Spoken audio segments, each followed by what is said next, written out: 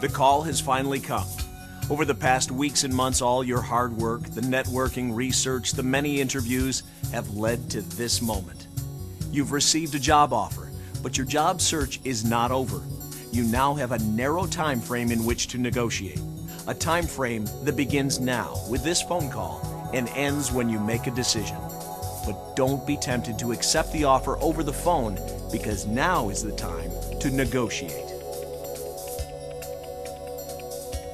Hello, I'm DBM spokesperson Bruce Buell, and today we're going to talk about one of the final steps in the job search process. So many of us, after a long and involved search for employment, might find it difficult to resist accepting an initial offer immediately. But it's important that you take this final opportunity to negotiate the closest possible match in order to come as close as possible to achieving your ideal work preferences. What's open to negotiation? Everything, except those items governed by laws or regulations. Even exceptions to policies are sometimes negotiable. In this video, we will discuss the three major steps in the negotiation process. They are determining your worth, planning your strategy, and implementing the negotiation. Later, you will have an opportunity to practice what you've learned. But first, let's talk about this very moment, the moment when your phone starts to ring. It's important to anticipate that call. Be alert to the signals that indicate you might receive a job offer. These can include multiple and more involved interviews, introductions to other employees, the checking of your references, or interviewers trying to sell you on their company. There are many more, but the important point is that a job offer should never really come as a complete surprise. And while it is important to anticipate the offer, it is also critical not to begin negotiating until an actual offer has been presented. When the offer finally does come, you'll want to answer something like this.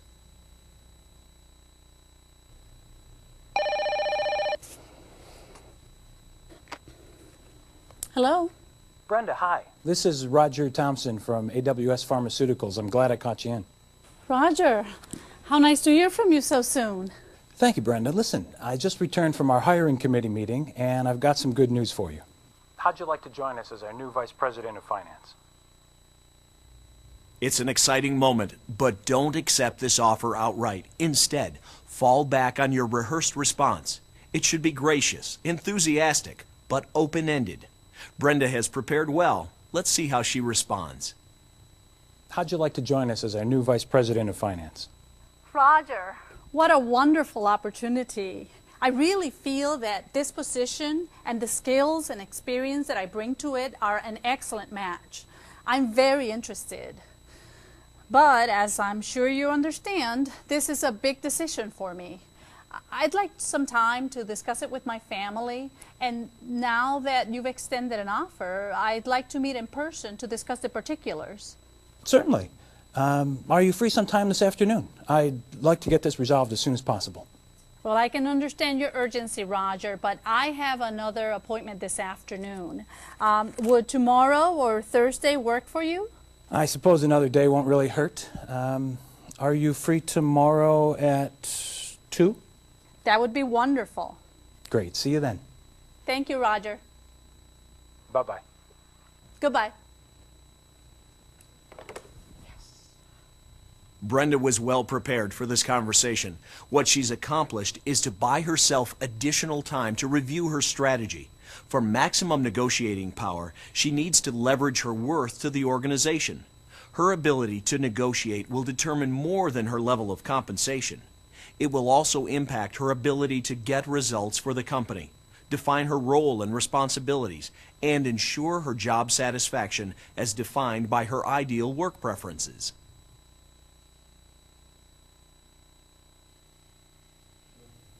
We each have different priorities. What is important to you in a work situation is something that you will have to determine on your own with the help of family, friends, and your DBM consultant. It begins with an honest assessment of your needs and desires. Ted has received a call similar to Brenda's and has also arranged for an opportunity to negotiate with his potential employer.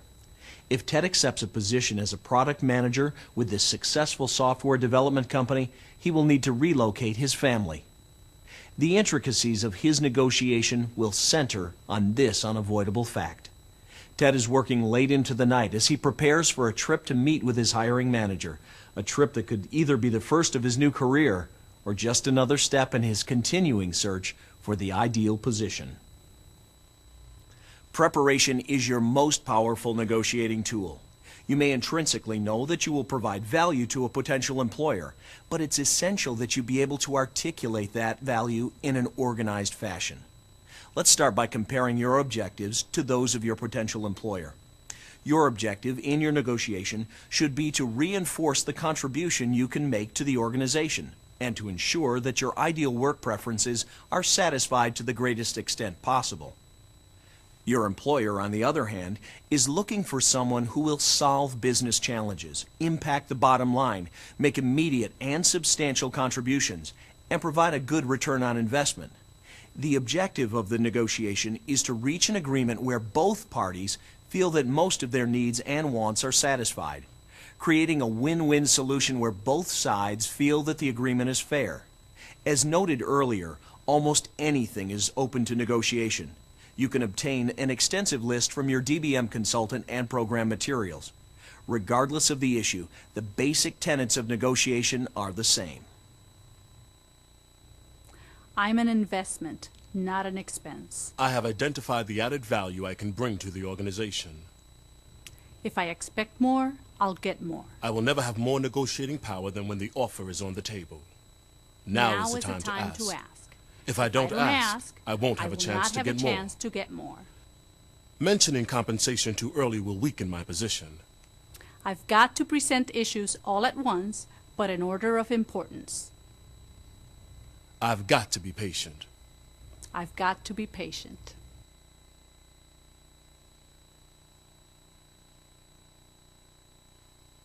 Every hiring manager is different, and each responds to negotiation in different ways. Like you, they have prepared for the negotiation, and it may be impossible to know where their boundaries lie. But there are basic ground rules that can keep you in charge of the negotiation. That's right, you are in charge of the negotiation. The decision whether or not to accept the final offer is completely in your hands. Believe it or not, many job seekers fail to recognize this point. Here are the basic ground rules.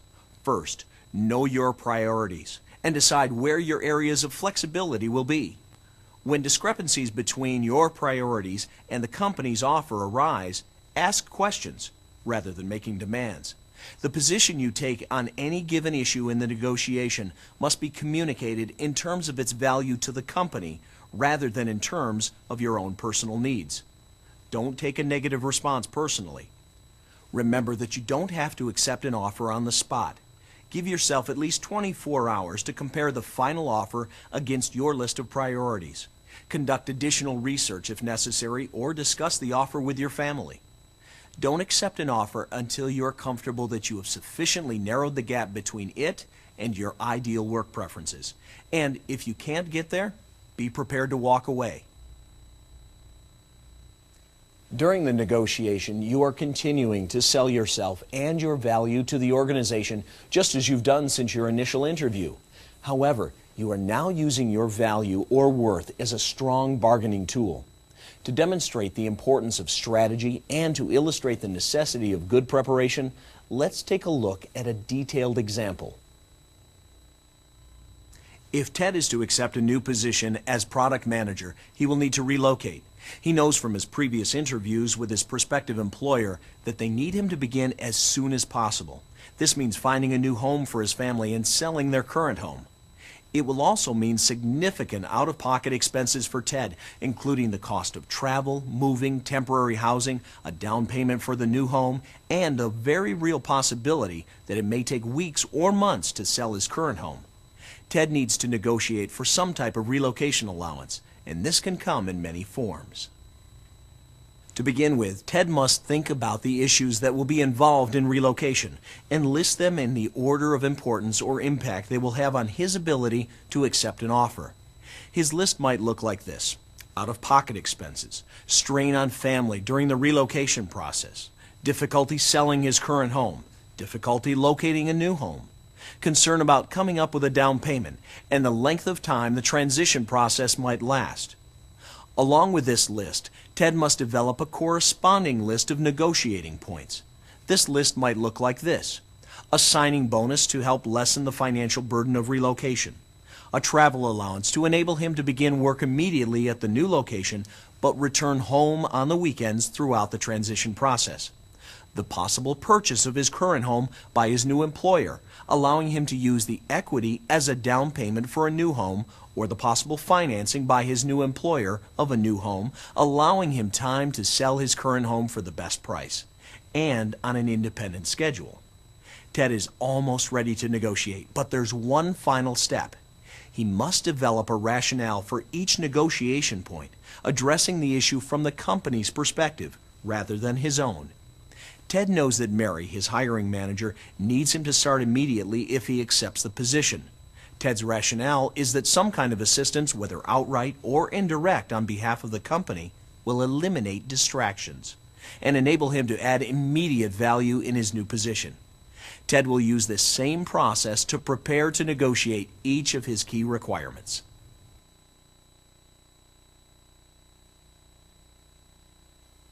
Both Ted and Brenda have several key issues to negotiate, but let's start with the example we outlined in the previous section: Ted's need for assistance with relocation.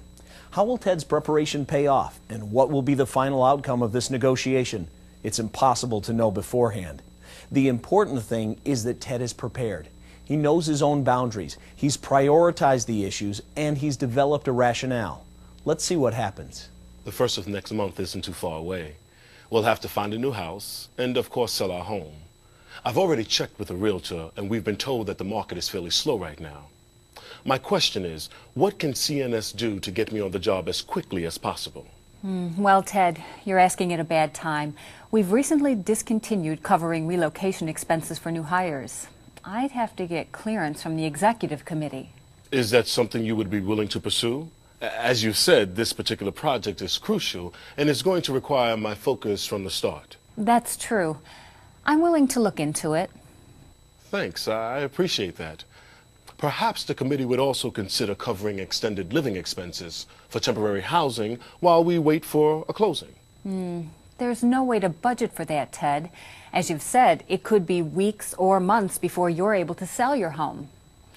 It's too open-ended, no matter how reasonable it might seem. I'm open to consider alternatives that CNS might be able to offer. I know you are, Ted, and I appreciate that. What I might be able to do is arrange for a swing loan to cover the down payment on your new home. It would be a short-term, interest-only loan, repayable when you receive the proceeds from your closing. Would that work for you? Yes, I think it would. Ted's strategy paid off. He was persistent but not pushy. He offered reasonable alternatives, going down his list of possibilities until a compromise was reached. By understanding his objectives as well as Mary's, he was able to obtain his top priority. Many candidates might have backed down at Mary's first answer that her company was no longer granting relocation expenses. However, Ted's reasonable attitude and knowledge of his self-worth, combined with a planned strategy, eventually allowed Mary to do some creative problem solving.